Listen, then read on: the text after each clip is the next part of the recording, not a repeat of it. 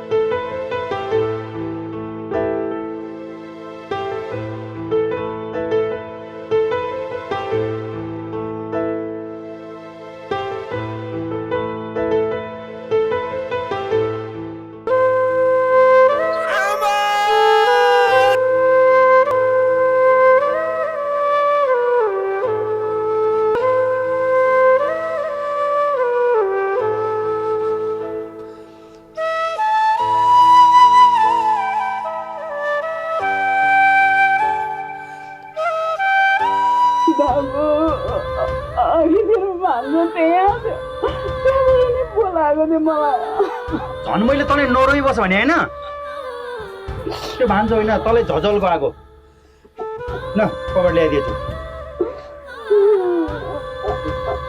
फेरि भनिरहेको छु मैले नरो भने होइन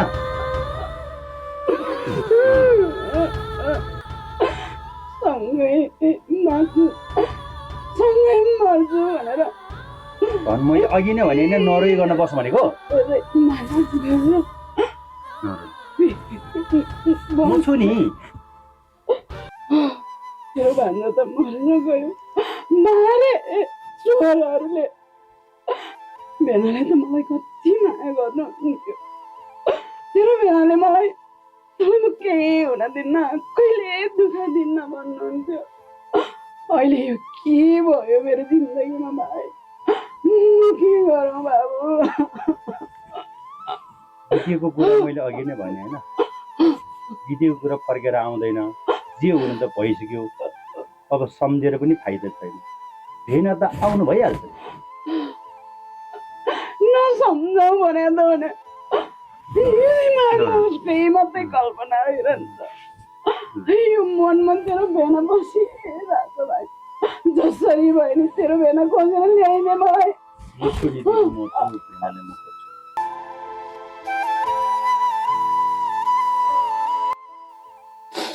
झन् तँलाई यस्तो रातो नले है भने होइन, किन रातै ल्याएको यो? पोते चाहिँ रातो लगाउनु हुने, लुगा चाहिँ लगाउनु हुने, कति सम्झाउनु? लगा न त, मैले लिएर आएको साडी कस्तो देख्दो रहेछ? म अहिले लाउँदिनँ भाइ, म यो साडीलाई माया गरेर बाक्सामा हालेर राख्छु है। पछि लाउँछु नि कतै जाने बेलामा है। जान अहिले लाएर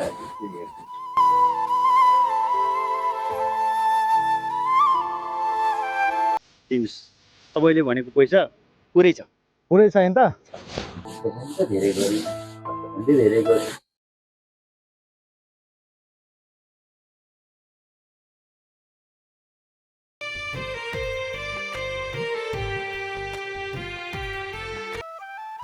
भाइ आइपुग्यो, यहाँ बस्नु ल, चकडी छ। के भयो त पुरा? कर्मा, मैले अस्ति तँलाई भनेको थिएँ नि, त त त्यहाँ जानै नपर्ने भयो। हो र, झन् मलाई आनन्द भयो नि त। यो बेला घर छोडेर कतै हिँड्न मन लाग्दैन। जे गर्नुपर्छ तैँले गरिरहेछस् भाइ। अनि के भयो त काम कुरो? यहाँ एउटा ल्याप्चे लाउनु पर्ने रहेछ, त्यति हो। खासै त्यति उ छैन।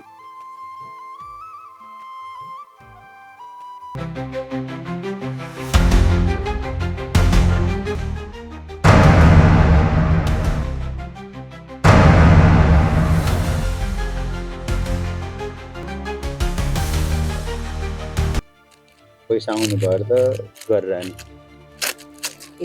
म त केही जान्दिनँ है, ल राख। म छु नि दिदीको लागि, दिदीले नजानेको भएर त म त उठिरहेको छु त। यस्तो थाले किन नबोले? तेरो थुत्रो छोरी च्यात्यौ। बोल्न दे पो, बोल्नु त किन बोल्नु त? किन बोल्छ त? घरको मान्छेसँग त बोल्नै हुन्न, बाबुमासँग बोल्नै हुन्न। गाउँलेतिर नागाहरू भेटिन्छ त, नागाहरूसँग जति हाँसेर मसेर हिँड्छ त। घर खान नदिएको छैन, गाउँमा ठुलो हिँड्छ। त्यो कर्म घर नगरेर तँलाई खाएको नपर्ने त्यो को हो? त्यो कर्म तेरो आमा हो? राज मेरै काखमा मरेको हो के बा आन्दोलनको बेलामा, त्यही भएर म आन्टीलाई सम्झाउन गएकी। मरिसिया मान्छे कुरो गर्छस्?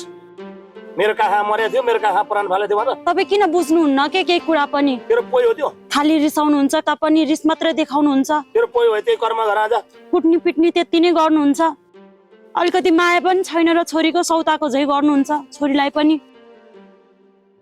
हात खुट्टा भाँचेर जाने पोबार राख्दैन फेरि, बरु उपचार गर्नु पर्यो गर्ने। यस्तै व्यवहार गरेर हजुरले आमालाई त मार्नुभयो। अब मलाई पनि मार्नुहोस् हजुरले। चुप्लाएर बसे, तेरो आमा कुरो नगर। तेरो आमा कति थिए भन्ने कुरो तँलाई के थाहा? मैले मारे हो तेरो आमालाई? तेरो आमा आफै मरेको, आफै मर्छ त मैले के गरौँ? मैले मारे हुन्छ? नत्र एउटा कर्पे खोजेर बेगेर पठाइदिउँ। तपाईँले भन्दा त बरु आमाले नै माया गर्नुहुन्छ, सौतिनी भए पनि।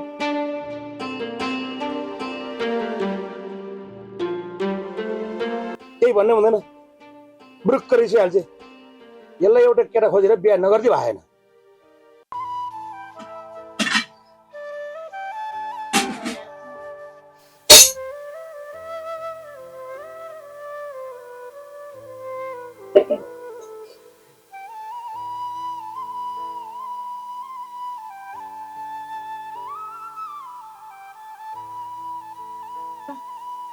यो त खानै नआइकन हिँड्नु लागेको।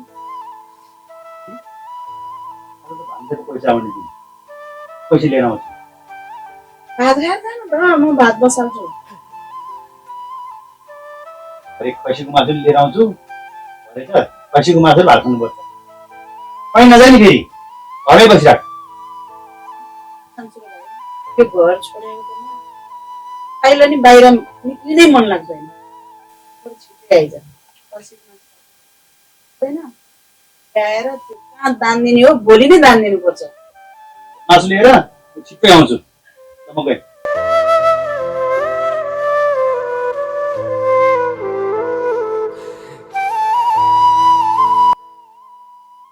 ल भान्जा त्यसरी मरेको छ, उसलाई केही चिन्ता छैन। भान्जाको पैसा आएपछि त्यो पैसाले खसीको मासु ल्याउनु पर्यो। मासु र भात खानुपर्छ है भन्छ।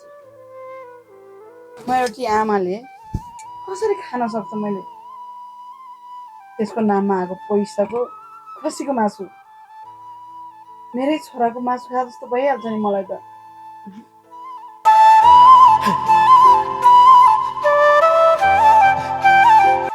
तल त्यो रुखभन्दा अलिकति उतादेखि यो सब हो दाइ, यो जग्गा पुग्छ त पुर्जा भएको जति छ नि हो। मजाले बढी छ दाइ, बढी छ अझ बढी छ।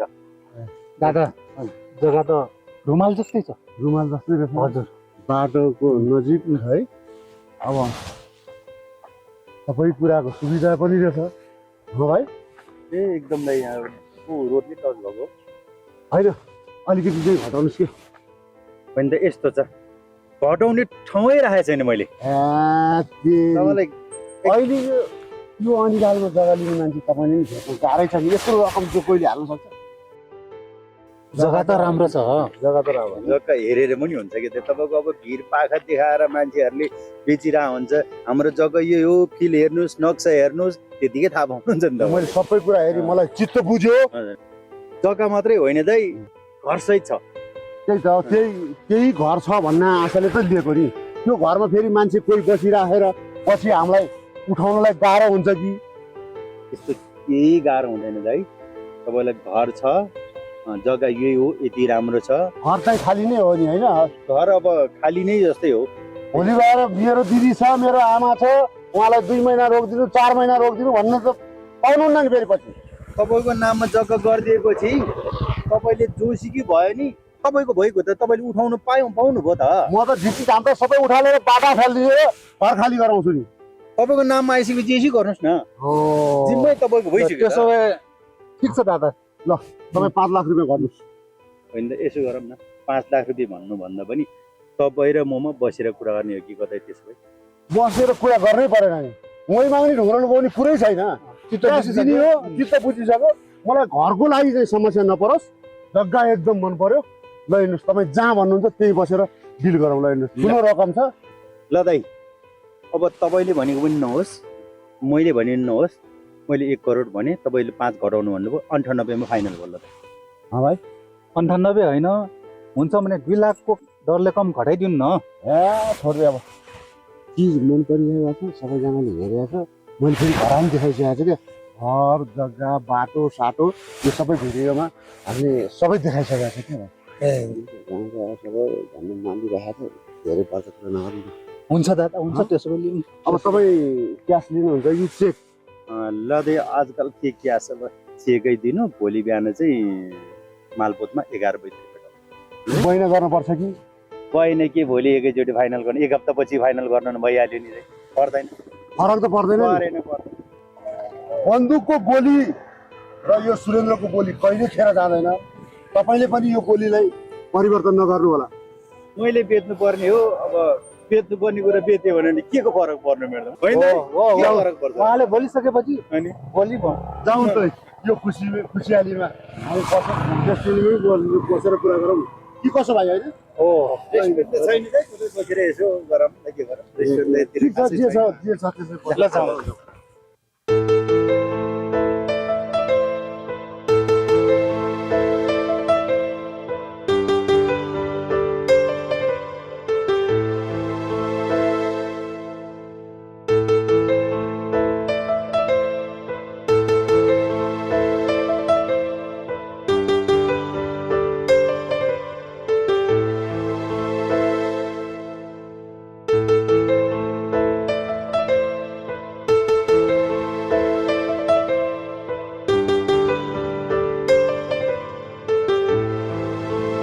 त्यसो नभन्नुहोस् न हजुर।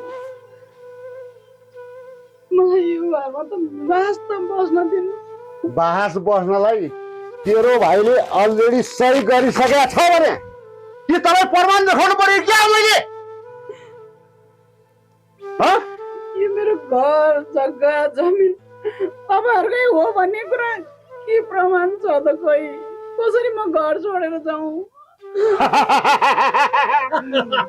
अझै नै यो गाउँकी लाटु नै रहेछ यो लाटु नै रहेछ यो प्रमाण चाहे तपाईँलाई देखाइदिनु प्रमाण प्रमाण हेर्छस् प्रमाण हेर्छस् प्रमाण हेर्छस् हेर यहाँ कसको फोटो टाँसेको छ हेर यहाँ कसको फोटो टाँसेको छ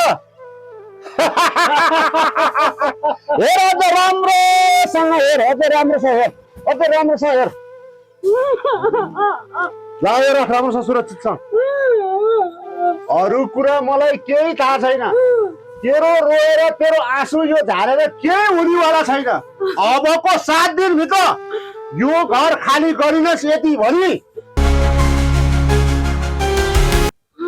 तेरा यहाँ जति पनि घिटी झाम्टा छन् नि सबै ल्याएर तँलाई जस्तै हुर्र फ्यालिदिन्छु यो डोबाटाभरि यो घरैभरि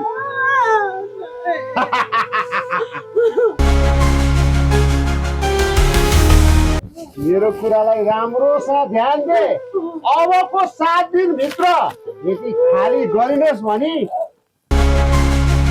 भन्दैन के गर्छौँ रे हामी भन्दै सिधै माथि पुग्छस् मेरो भाइले भगवान ल यो नाटक हामीलाई नदेखा अब तेरा नाटकको भूमिका समाप्त भयो अरू कुरा केही थाहा छैन 7 दिनको भित्र घर यदि खाली गरिनस् भने त्यति धेरै माया देखेर मलाई आफ्नै भाइले पनि यस्तो गर्यो हे भगवान म कहाँ जाउँ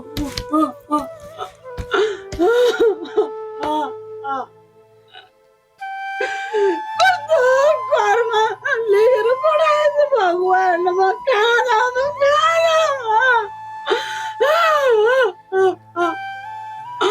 हे प्रभु यही बेला छोरा मर्नु यही बेला बुढो हराउनु यही मौकामा मेरो भाइले मलाई नै यस्तो गर्नु यसले त 2 दिन माया देखाएर मेरो सारा सम्पत्ति कब्जा गर्न भएको रहेछ यस्तो माइती पनि माइती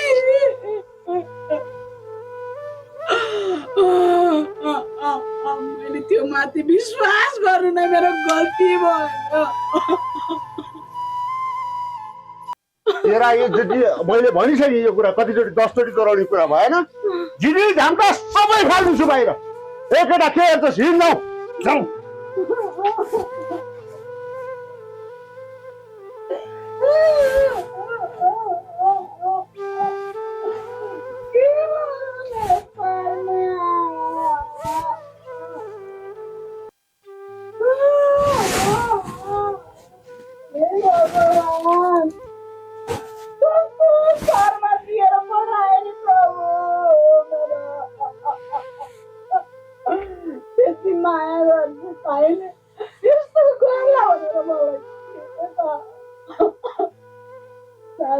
भन्यो मैले त्यहाँ सही गरेर सिकेको यही रहेछ नि पहिला हे भगवान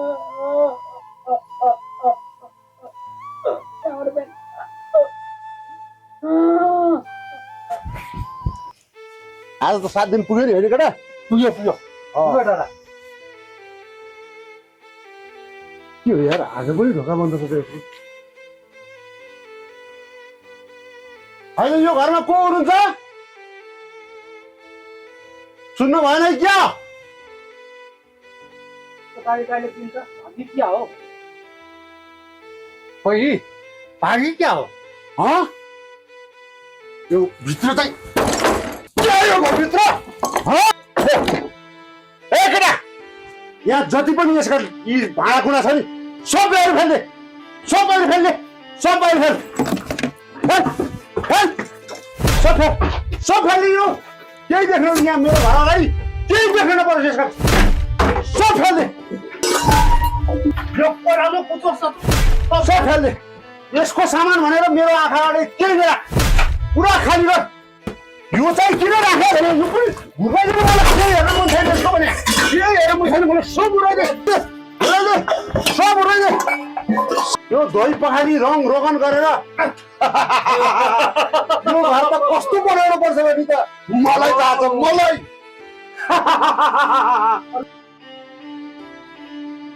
यसको सब फेल्दे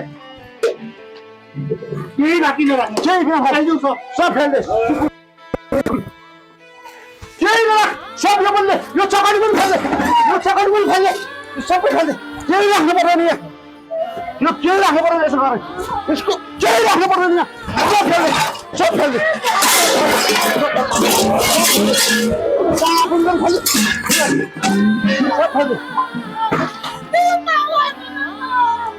के नगर्नु तपाईँ 1 हप्ताको टाइम दिएको होइन हामीले पास गरेको भने के गरेको क्रिकेट खेल्यो भन्दैन कि तैँले हामी आउँछ भनेर कहाँ लागिरह्यो अब रोएर आँसु झारेर केही हुनेवाला छैन कति हेर्नुपर्छ हेर अब हेर्नु त बाहिर आएर हेर तेरो घर हेर बाहिर आएर हेर अझ राम्रोसँग हेर तेरो बाहिरको घर